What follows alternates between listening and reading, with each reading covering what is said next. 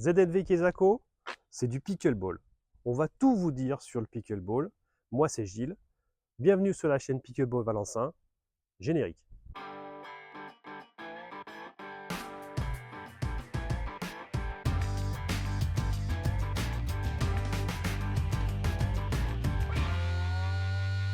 Go.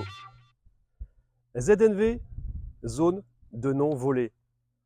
Ça paraît barbare, mais c'est une contrainte du pickleball qui doit être assimilée le plus rapidement possible, puisque sans cette notion, forcément, le pickleball ne peut pas être joué dans les règles. Qu'est-ce que c'est que cette zone de non-volée? Je vous l'avais expliqué lors de la présentation des terrains sur les précédentes vidéos.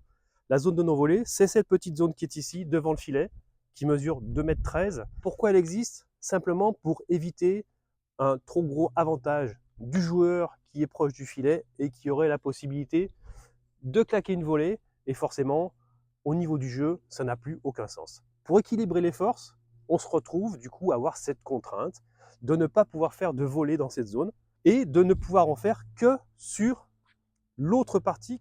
Donc cette zone de non-volée, on peut quand même y aller.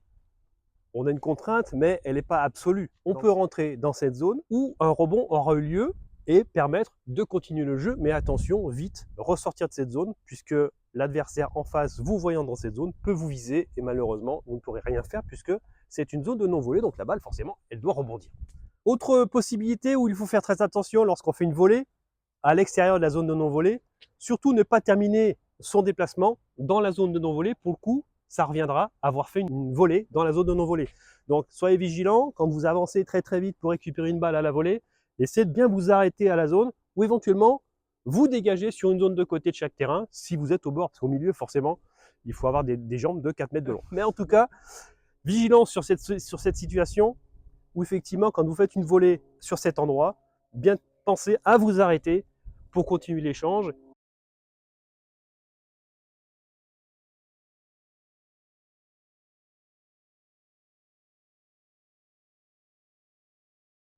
Donc après tous ces discours, nous allons passer aux démonstrations.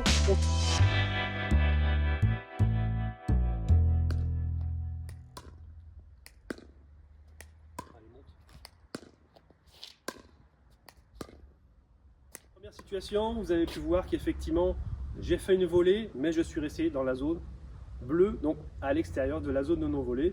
Et pour le coup, l'échange continue.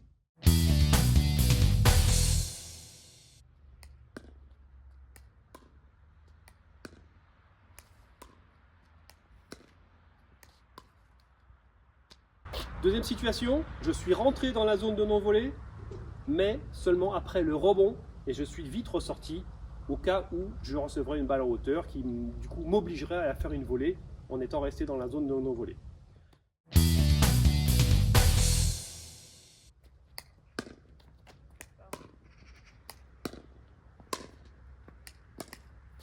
J'ai mis le pied dans la zone de non-volée, une erreur, une faute, le point est perdu.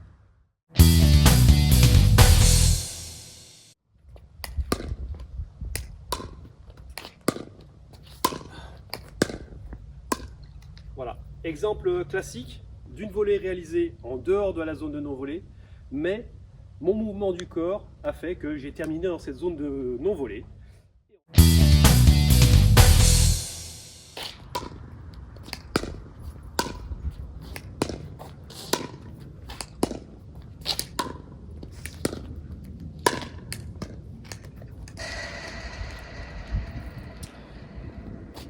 Voilà, vous avez pu voir que dans cette situation, j'ai pu faire une volée et avancer avec le mouvement du corps, mais j'ai réussi à éviter cette fameuse zone interdite dans cette situation en passant par-dessus et m'orientant sur le côté du terrain. Voilà, on a vu à peu près tous les cas de figure. On se retrouve pour la conclusion. À tout de suite.